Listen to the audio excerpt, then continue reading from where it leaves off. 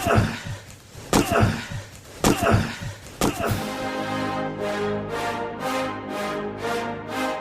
rolls out to the right, pitches off to Taylor, and Taylor's to the 20, down to the 15, down to 10, 5, 4, 3, 2, 1.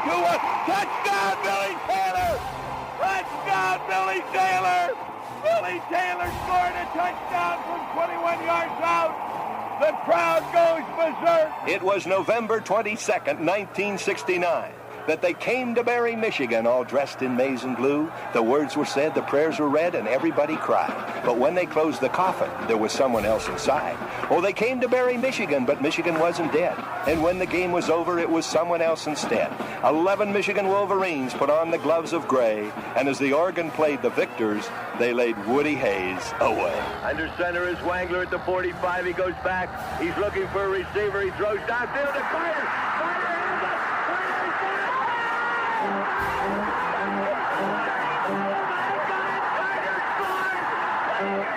Who's got it better than us? Nobody!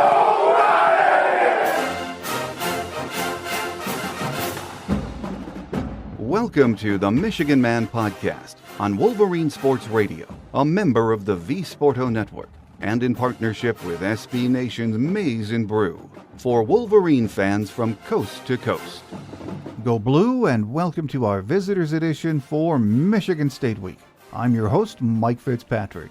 Sharon was happy with his team's performance on Saturday, but started looking ahead to Michigan State by Sunday morning. We'll hear a few cuts from his Monday presser in just a few minutes. Meanwhile, over in East Lansing, the natives are getting restless. They're not sure Jonathan Smith is their guy. Joining us with his thoughts on that and more is Spartan beat writer Connor Earegood from the Detroit News. First, my view from Section 17 to get us going. Saturday felt like a must-win game for Michigan, and the team responded in impressive fashion. Most impressive was the fact we were playing with a fair share of backups due to injuries. They all lived up to that next man up mantra. Bryce Underwood continued his ascent with his best game of the season. Wink's defense was smothering and forced 3 turnovers against one of the most potent offenses in college football. It was an effort that left us feeling much better about the next 5 weeks. This is the youngest team in the Big Ten. We need to keep that in mind. So even though the schedule seems manageable the next 4 games, with a young group, every week will be a challenge. The hope is that we will be peaking on both sides of the ball in November. So buckle up. We start the stretch run with a trip to East Lansing for a night game this Saturday, and we know this. It's a Super Bowl game for Sparty. The stadium is going to be rocking, and they will come to play. At his Monday presser, Sharon said he was really pleased at how well Blake Frazier performed after stepping in for an injured Evan Link. Really proud of him. Really proud of the player he's become, and having those extra O-lineman reps are huge. We've really done that the past years of getting young guys time to play or getting another guy that we feel that could be a starter or a guy that's going to play extra reps. So you've seen the progression. Obviously, gaining the weight. I think he came in at like 255 or something like that, 245 and 300 now. So having a guy like that ready to go was huge, and played well.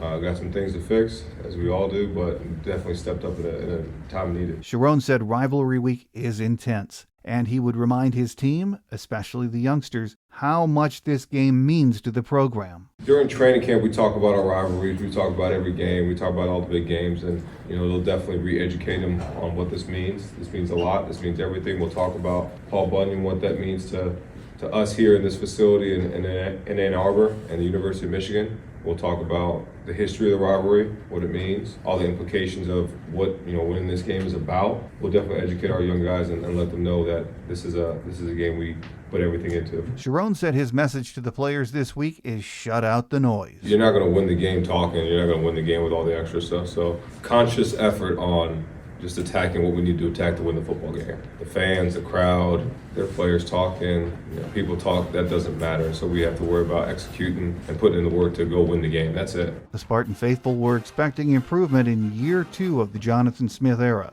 They are not happy with what they see. Joining us next with his thoughts on that and more is Michigan State beat writer Connor Earegood from the Detroit News. So stay with us.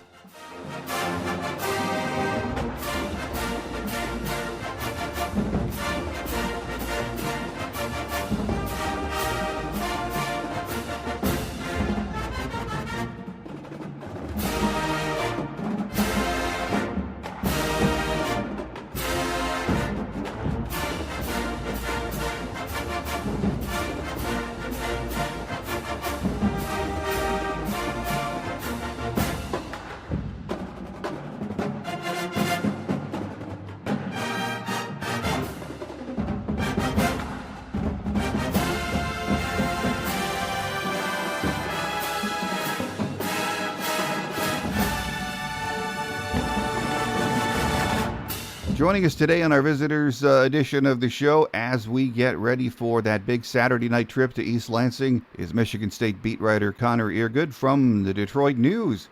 Welcome to the show, Connor. Thanks for having me on. Great to be here. Well, Connor, it's been a tough go for the Spartans so far in Big Ten play, as all of us in-state know. And, Saturday down in Bloomington, that was another tough loss. Those first two clock-eating drives, though, by the Spartan offense were really nice. They just could not maintain that, could they? No, they sort of trailed off toward the end of the game. And granted, once Indiana started with the ball in the second half, got that score, it's a bit of a blowout at that point. They just couldn't get a response drive together and ran out of steam. But they needed more from the run game, certainly. I think that's a big area of emphasis going into this week. It's a pretty hefty percentage of the teams that own the run game win this rivalry game every year. Win games, period, right? If you're running well, you're going to win. But that's something they want to work on. Aiden Childs had a much better game, more of a bounce back. The defense needs to take some clear steps, and I think they know it. Pretty much anyone around East Lansing knows it. So it'll be interesting to see how they move into this week. No, you're right. The winner of this game traditionally has been the team that has controlled the ground game. Aiden Childs, last Saturday against Indiana, he had himself a day. 27 of 33 yards passing. That's a school record. 20 straight completions in there. And that was just short of Chuck Long's Big Ten record of 22 straight completions. He sure did his part, though, didn't he, Connor? Yeah, and he, after the game, was very, we'll call it chipper, I guess. He was pretty positive about how the game went. And for a blowout loss, you don't usually see that. But none of the losses they've had are really that surprising. There's still a path to being a 7-5, 6-6 team out there if that UCLA loss isn't in the mix. And that was sort of the backbreaker, I think.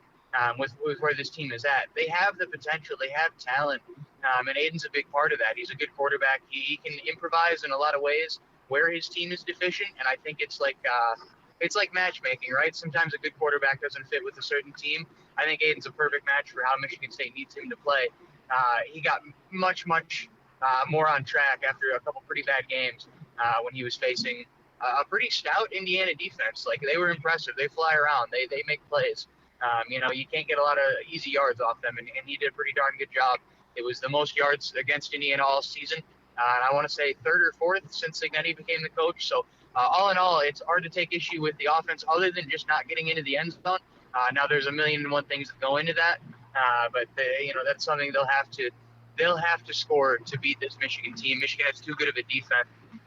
They're going to have to figure that element out. That could be a defining aspect of this game. Aiden also did his part on the ground, and you don't want your quarterback to be your leading rusher. He had 48 yards. And the Spartan game, as you said, rushing attack, I should say, has struggled all year, and it was there on view on Saturday, wasn't it? Yeah, with the run game, too, part of early in the season, I thought, okay, it's two sophomores that had, I think, 20 carries combined in Frazier and Tullis. They're going to need a bit of a runway. They looked okay in the non-conference. They looked good against Western Michigan, Boston College, even Youngstown State. They looked, in limited reps and things like that.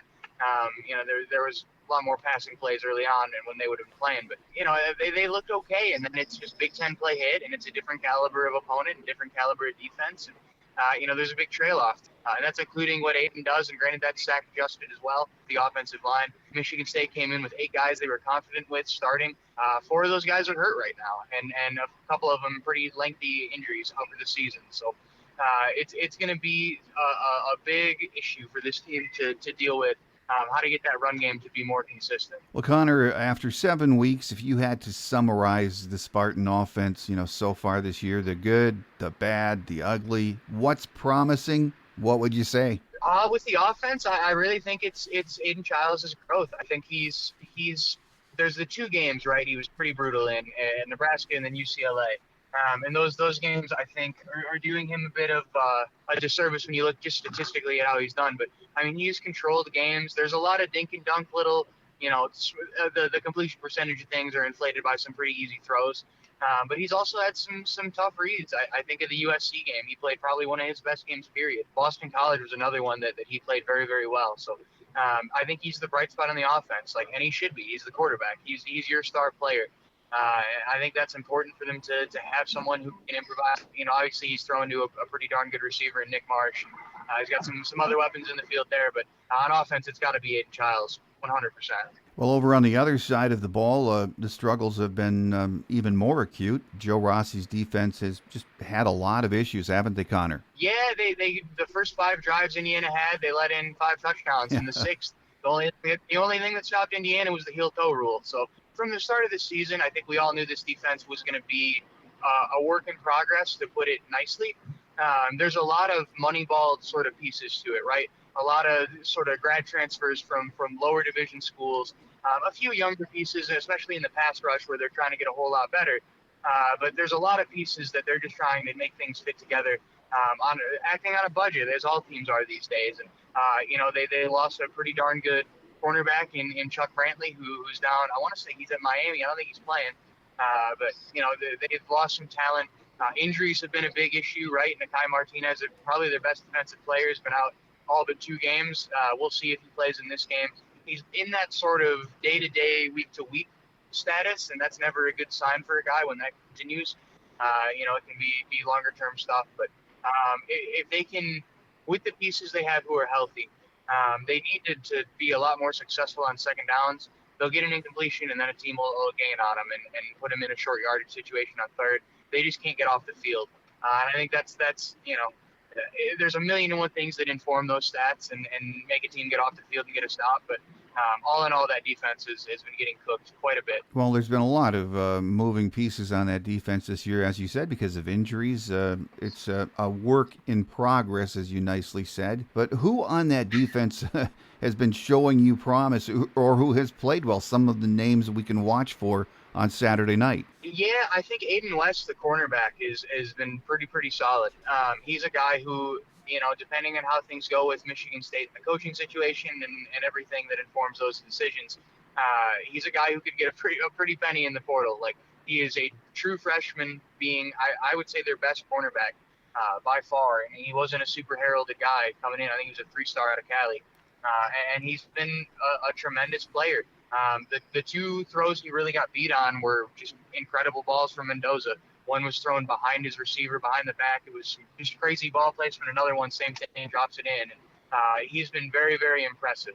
You could throw in Jordan Hall in that combo too. He's the green dot linebacker, but I sort of expect him to do those things. Well, I'm not sure about you, Connor, but I was a little bit surprised the game was tabbed for NBC's Coast to Coast game Saturday night. I guess that's a tip of the hat to both schools and the rivalry, because I'm sure they're doing this because they expect big ratings numbers, aren't they? Oh, 100%. I mean, when you're a big brand, you're going to play the night games.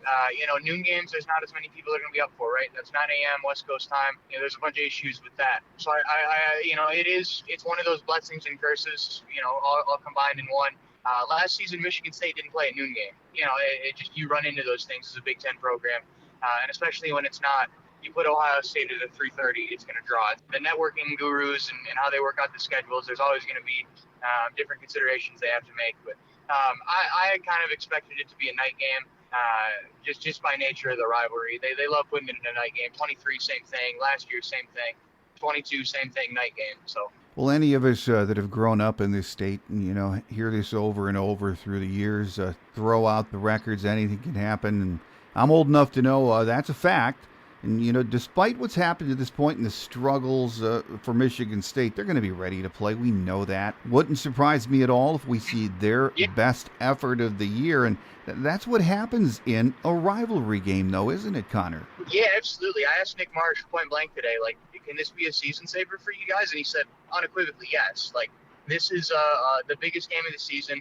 They had a countdown in the offseason, 75 days till the game. Now it's down to 4. And they're going to have to go prove it, and they've thought about this for a long time. I think Jonathan Smith gets sort of put on a poster a little bit about how he reacted with last year's rivalry game, where he's didn't know much about it, and then after he's, has a quote well, now I understand it.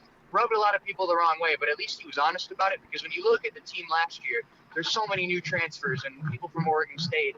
There's not as many of the in-state, live and breathe the rivalry. You have to have those early moments to learn what it's about, and they know what it's about now. And I think that is benefiting Michigan State, that there's no sort of confusion about what they're getting into. I think the scuffle at the end of the game last year also informs them, right? Like, this is a nasty rivalry. This is something that both teams have genuine hatred, hopefully respect, but there is a lot of animosity between the two teams. I think they understand that now, but if Michigan State can sort of control that dynamic and use that as motivation, right? Things haven't gone right, but the season's not over.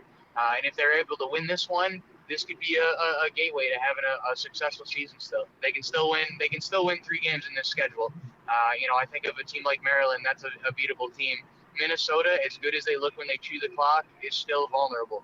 Iowa is going to be tough because they have a good defense. But Penn State is listless right now. Like, there's opportunity for wins, but I think if you lose 5 straight, if you lose to Michigan, I think that could be a backbreaker for this MSU program. So there's a lot on the table. Well, Connor, I'm going to ask you to put your game planner hat on for just a minute. And you've been there all year to see Michigan State. So when they have the ball on Saturday, what do you think they need to do better that they haven't done so far this season to have sustained success against that Michigan defense? Establish the run. First, second, and third priority, you have to establish the run.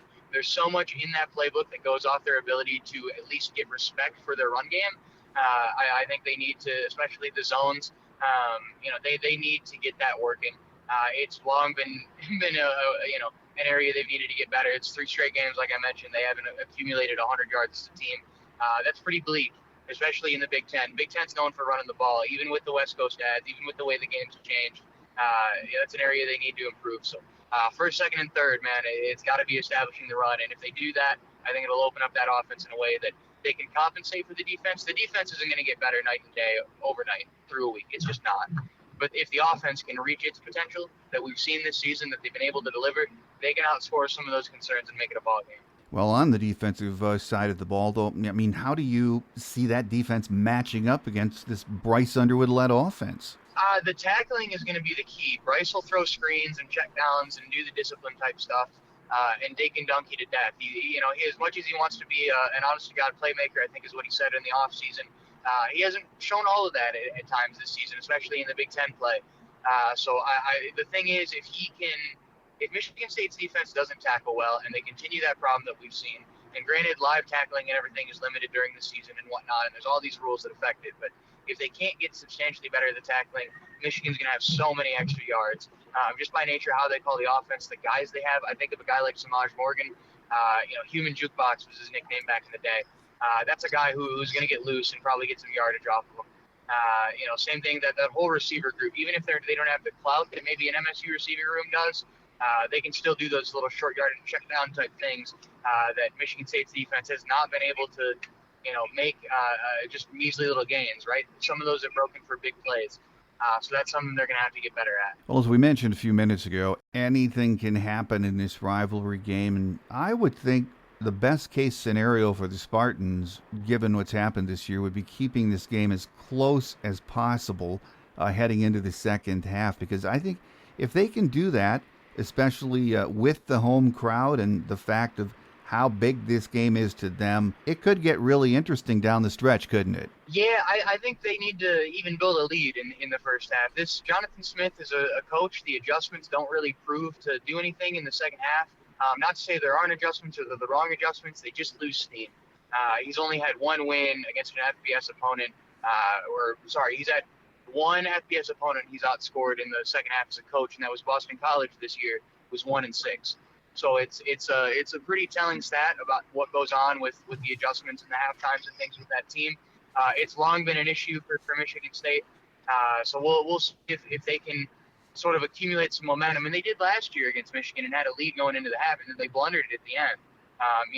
If there isn't that fumble, if Kenneth Grant doesn't make one heck of a play on Aiden, it could be a different ballgame. It could be a completely different momentum at Michigan Stadium. So I think they need to build themselves some wiggle room down the stretch so that when things get hairy, their back isn't completely against the wall. Well, the one thing that has always amazed me about this game is how the players and the Spartan fan base, can get so jacked up for it. Born and raised in this state, I think like most of us, my Spartan buddies, they always tell me, hey, it means more to us. It really does. And I think most Michigan fans would disagree with that, but it is huge to that Spartan fan base. And it really is, and you're around the program now, it really is their Super Bowl, isn't it? Oh, I mean, it's the biggest game of the year, and there's no question about it. It's the in-state rivalry. And I'll tell you what, the people, the Michigan fans will say that it's not as big a rivalry and they only care about Ohio State. When Michigan State starts winning in this rivalry, see how they react. Because I can vividly remember growing up in middle school how visceral the rivalry felt when it was D'Antonio and then Harbaugh, and there's this who can win every year, and it's even. Going to school that Monday, if your team lost, you were gonna get cut on pretty hard. There's some real stakes. It's that proximity hate, right? It's that, it's just how convenient. It's just being in state, man. You're next to each other.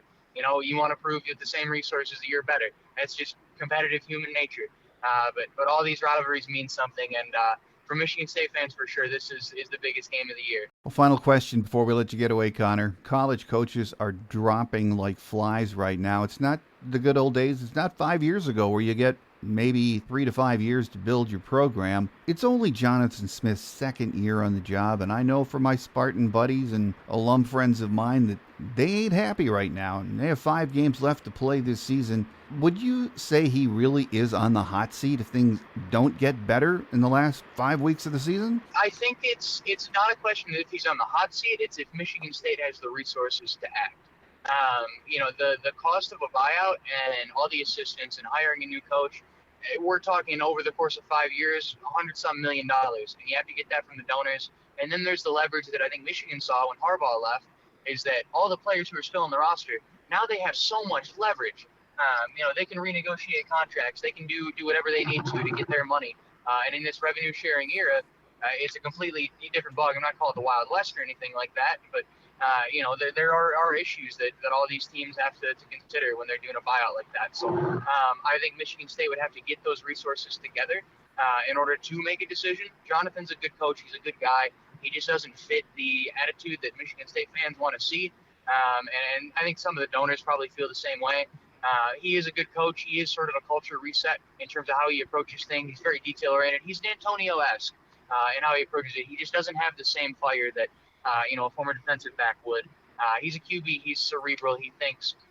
He's very reserved. He doesn't want to tip his hand. And I think that leads to some of the mismatching. But, I think it's just a resource question. I think the next guy will be inheriting a program that he'll see, but is also put in a better place by Smith if he is let go. I think this game could be a big tell. It could be a big swing point where you lose 5 games, lose to a rival, then people really don't care, and they really are going to fill the stadium. Then you got to act. So. And it would start the clock on Jay Bad as well as the AD, right? That'd be his first real big test since becoming athletic director. None of the rep share, none of the CFC, none of that. It would be hiring a football coach. So, there's a lot at stake with one decision that may seem easy to fans at the time, but there's so much that informs it that it's not quite as cut and dry. No, and for those reasons and the usual in this rivalry game, it's another huge contest Saturday night in East Lansing and national TV, so it's going to be very interesting. Here with us today has been Michigan State beat writer Connor Earegood from the Detroit News. Connor, first time on the show, so we thank you, and we look forward to another visit down the road, hopefully. Absolutely. It was great being on. Thanks for having me.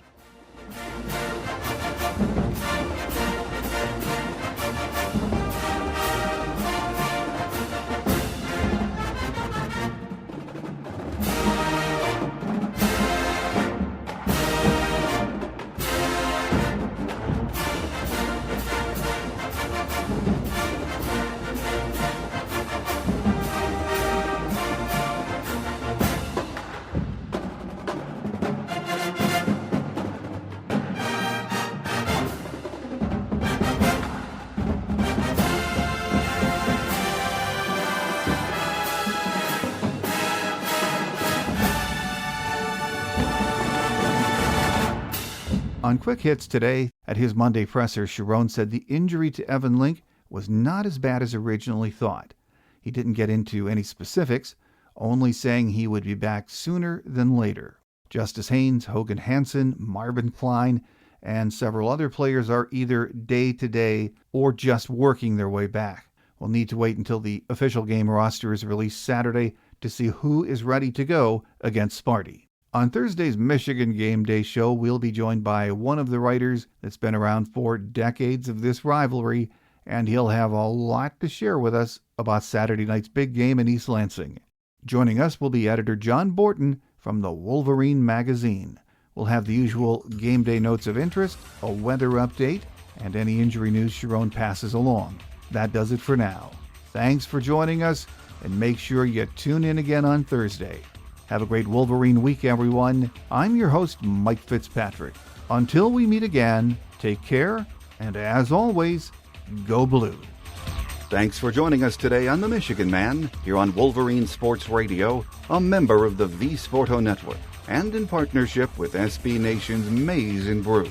Our listener lines are open 24/7 for your calls at 313-263-4842. That's 313-263-4842. Or email us at themichiganmanpodcast@yahoo.com. That's themichiganmanpodcast@yahoo.com. The Michigan Man Podcast is produced at the studios of Robin Lynn Productions, Allen Park, Michigan, and is not affiliated with the University of Michigan. Go Blue!